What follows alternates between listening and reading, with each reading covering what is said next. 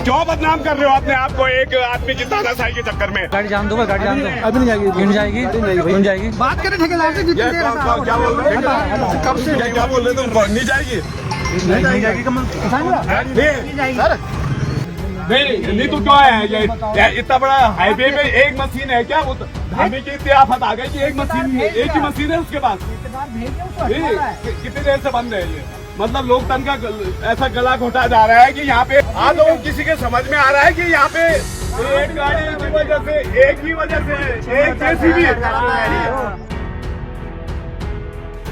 मसूरी देहरादून मुख्य मार्ग पर गलोगी के पास एक जेसीबी मशीन अचानक खराब हो गई, जिससे सड़क मार्ग पूरी तरह अवरुद्ध हो गया। देखते ही देखते दोनों ओर वाहनों की लंबी कतारें लग गईं और स्थिति अव्यवस्थित हो गई।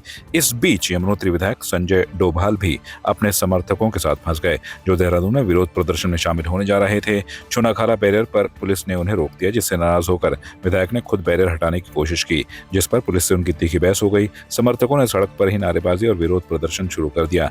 विधायक डोभाल ने आरोप लगाया कि धामी सरकार विरोध से डरकर यह साजिश रच रही है और उन्हें देहरादून पहुंचने से रोका गया। ये मैं सबसे पहले तो पूरे माननीय प्रधानमंत्री जी से ये गुहार लगाता हूँ कि सबसे पहले तो उत्तराखंड में लोकतंत्र को बहाल किया जाए। ऐसी तानाशाही और गुंडागर्दी जो उत्तराखंड में चल रही है एक व्यक्ति के द्वारा, यहाँ पे कोई भी व्यक्ति स्वतंत्र नहीं है अपने विचारों को रखने के लिए। तो लोकतंत्र का मायने क्या है? और चीजें तो हम अपने मांगों के साथ देहरादून जा रहे थे और ये धामी ने, ये देख लीजिए ये कैसी गुंडागर्दी है। कुछ लोगों को यहाँ मसूरी के नीचे रोक रखा है, किसी को डामटा में, किसी को नौगांव में और किसी को विकास नगर में। अगर लोकतंत्र की आवाज को ऐसा दबाया जाएगा तो आप बताएं कि ये कैसा लोकतंत्र है। आज अब हम और कोई भी मांग नहीं कर रहे हैं, हम पहली मांग ये कर रहे हैं कि उत्तराखंड में पहले लोकतंत्र बहाल किया जाए। स्वतंत्रता संग्राम सेनानी महेंद्र सिंह करायत के नाम से शुरू की गई ग्रामीण सड़क योजना 18 साल बाद भी अधूरी पड़ी है। इस सड़क का निर्माण कागड़ा चीना NH 309A से जुड़ना था, लेकिन अब तक 8 किलोमीटर हिस्सा पूरा नहीं हो पाया है। अधूरा काम ग्रामीणों की परेशानी बढ़ा रहा है। स्थानीय क्षेत्र पंचायत सदस्य एवं पूर्व सैनिक फतेह सिंह करायत ने केंद्रीय राज्य मंत्री और अल्मोड़ा सांसद अजय टमटा से मुलाकात कर सड़क को जल्द पूरा करने की मांग रखी है। ग्रामीणों का कहना है कि लंबे इंतजार के बाद भी कोई ठोस कदम नहीं उठाया गया। ग्रामीणों ने 15 दिन का अल्टीमेटम देते हुए चेताया है कि यदि कार्रवाई नहीं हुई तो अधूरी सड़क पर ही शांतिपूर्ण अनशन शुरू कर देंगे। स्वतंत्रता संग्राम सेनानी के नाम से रोड बननी है। पालड़ी सीना, जनोटी पालड़ी, कराला पालड़ी, तनौली, जैन क्रास होते हुए कनकाड़ सीना, एक स्वतंत्रता संग्राम सेनानी की रोड को आज बनते बनते 18 साल हो गया है, परंतु वो रोड आधे में लटकी हुई है, जिसमें केवल 8 किलोमीटर बची है और टोटल 8.5 किलोमीटर और बैलेंस है। और मैं शासन और प्रशासन से फिर मंत्री जी से मैं हर 15 दिन में कंडक्ट करूंगा और अगर 15 दिन के अंदर अगर मुझे कोई फीडबैक नहीं मिलता है, मेरे क्षेत्रवासियों को फीडबैक नहीं मिलता है इस चीज़ का, इस सड़क का, मैं फिर दोबारा ही आंदोलन। और एक सैनिक की अगर रोड नहीं बनती है, एक सैनिक का बदनाम होता है, मैं दोबारा फिर अपनी माताएं बहनें, मैं खुद क्षेत्र पंचायत हूँ, एक सैनिक विकास के लिए मैं फिर आंदोलन करूंगा। ये देखिए NH की रोड तो NH की रोड ही रहती है, क्योंकि इनकी रोड जो है ये मेरे संज्ञान में ही है, कनगाड़ से ये इसको NH में जोड़ने वाली। इस रोड का जो बाकी का पैच बचा हुआ है, उस बाकी के पैच को भी हम स्टेट सेक्टर में DPR बना करके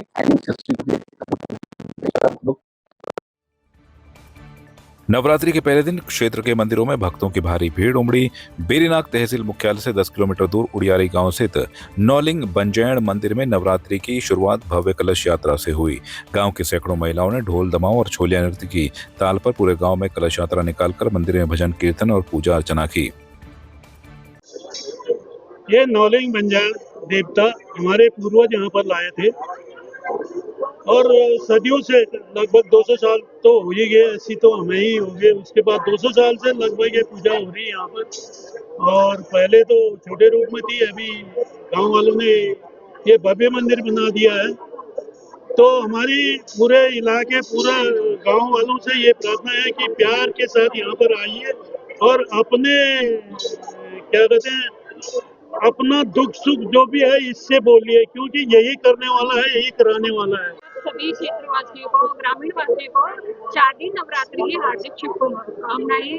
और आज हमारे गांव उडियारी में हमारे मंदिर श्री नौलिंग 1008 में कलश यात्रा महिलाओं द्वारा निकाली गई, जिसका कहते हैं शुरुआत नवरात्रि की सुबह कलश यात्रा के दौरान सारी महिलाएं आई और मंदिर में हमारे नौलिंग 1008 मंदिर में परिक्रमा हुई। शारदीय नवरात्रि की आप सभी को बधाई और हार्दिक शुभकामनाएं।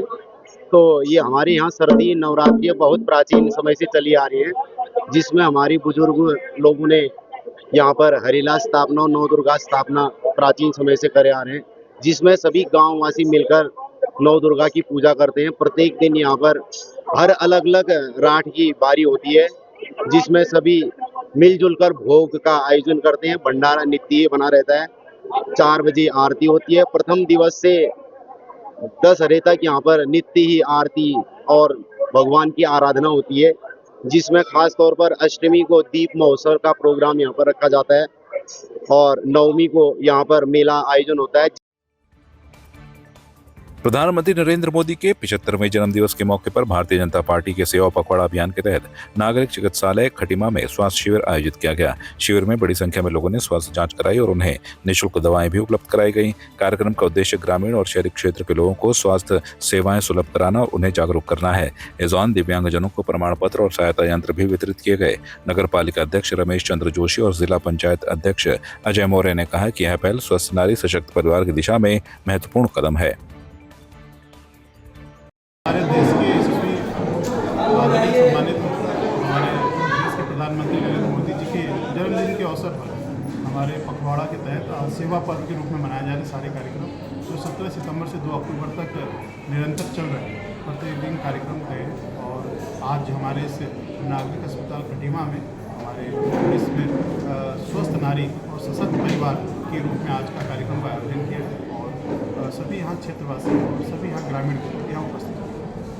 ये हमारे स्वास्थ्य में हमारे यहाँ पे जो टीबी के पेशेंट हैं उनके लिए और अन्य में भी हमारे यहाँ जो अभी सुन नहीं पाते कुछ इम्प्लीमेंट कुछ हमारे जो पेट से कमज़ोर हैं उनके लिए व्हील चेयर की सुविधा उपलब्ध कराई जिसका वितरण किया जाएगा। ये जो स्वास्थ्य पर्व स्वस्थ नारी सशक्त परिवार आदरणीय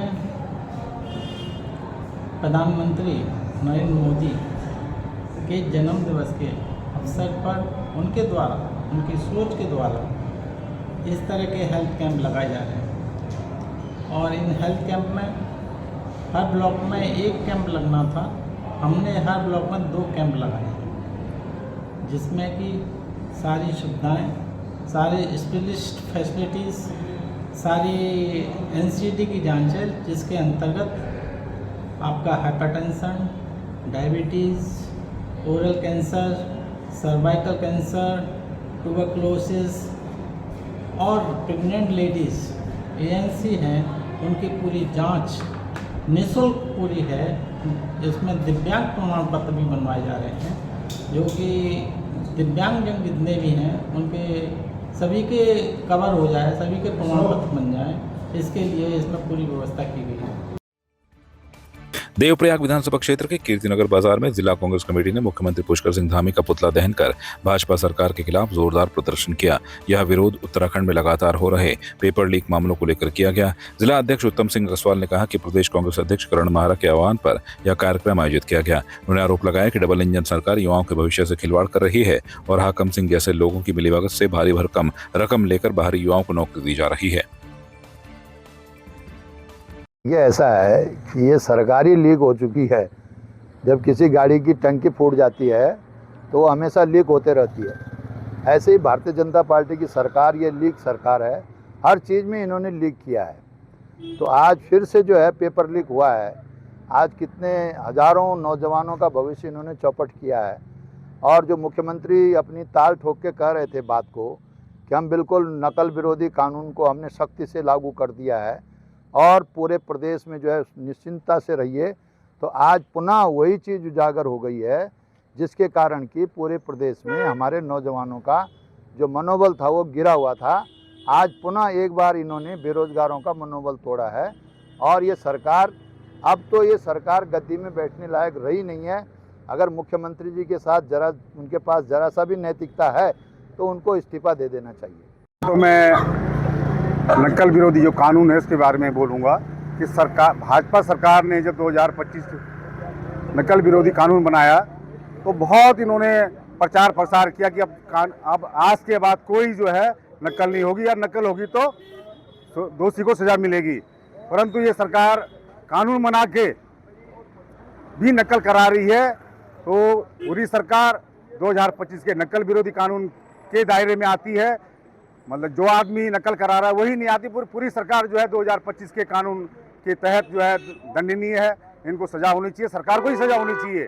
भाजपा सरकार के जो भी ये नुमाइंदे हैं ये पहले ही इसमें लिप्त हैं और 3 पन्ने हुए या 10 पन्ने हुए या पूरा पेपर लीक होता है।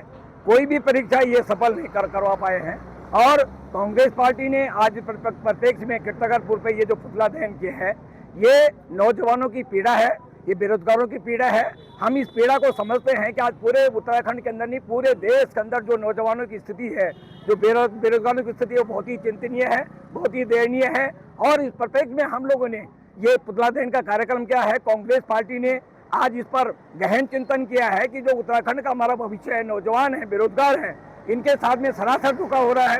कहीं गरीब परिवार हैं जो 2-3 हज़ार रुपये कर्जा लेके पेपर देने के लिए गए थे, देहरादून में कमरों में रुकते हैं, कई व्यवसाय होती हैं, आने जाने की असुविधा होती है, उसके बावजूद भी पेपर ये नहीं करवा रही है।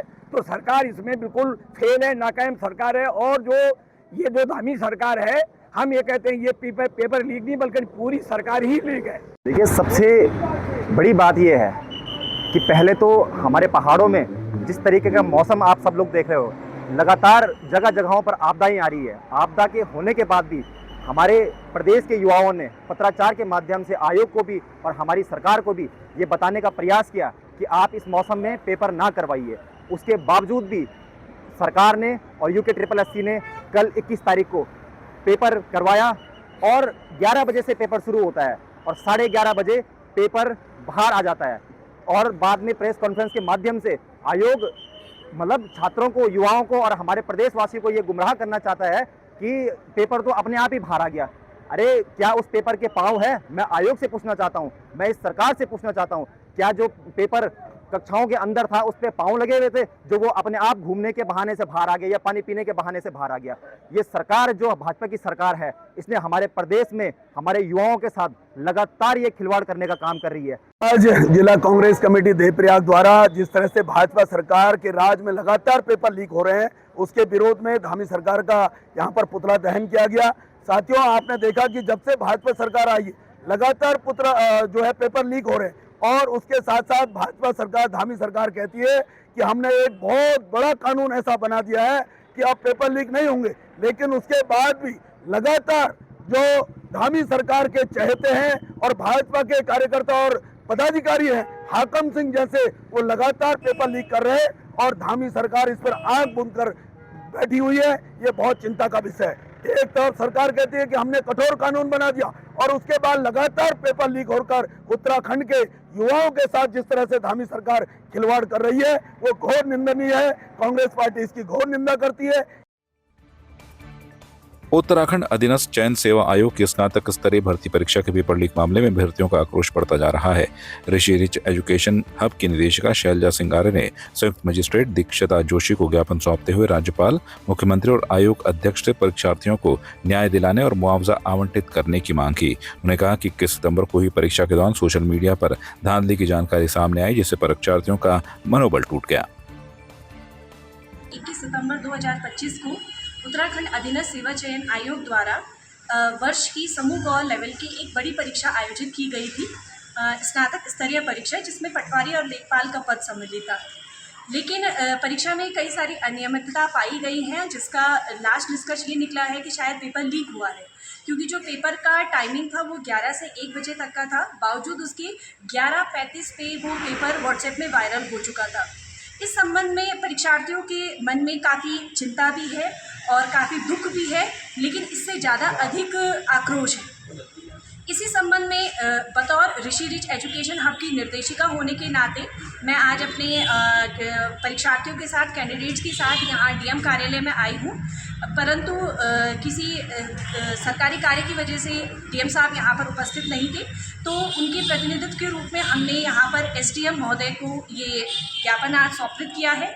और हमारी यही मांग है कि ये जो कल केस हुआ है, ये उत्तराखंड में कोई नई बात नहीं है, लेकिन ये नई बात नहीं है इसके हम आदी हो जाए तो ऐसा भी संभव नहीं है। इसलिए हमने ज्ञापन दिया है और हमारी मांग है कि इस संबंध में एक उचित कार्रवाई हो और बच्चों को इसके संदर्भ में एक मानदेय, एक भत्ता दिया जाए कि जो एक मानसिक शोषण बच्चों का उत्तराखंड में वर्षों से होता आ रहा है, इसके संदर्भ में सरकार को संज्ञान लेने की अधिक आवश्यकता है। तो ज्ञापन में जो हमारा मोटिव था वो माननीय राज्यपाल जी, माननीय मुख्यमंत्री जी और अध्यक्ष उत्तराखंड अधीनस्थ सेवा चयन आयोग के समक्ष अपनी बात रखी गई। आपकी इस पर क्या राय है, हमें कमेंट कर जरूर बताएं। इसके साथ ही आप हमारे YouTube चैनल को सब्सक्राइब कीजिए। आप हमें Facebook, Instagram, Twitter पर फॉलो भी कर सकते हैं और संवाद 365 के साथ एक क्लिक में जुड़ने के लिए डाउनलोड कीजिए संवाद 365 ऐप।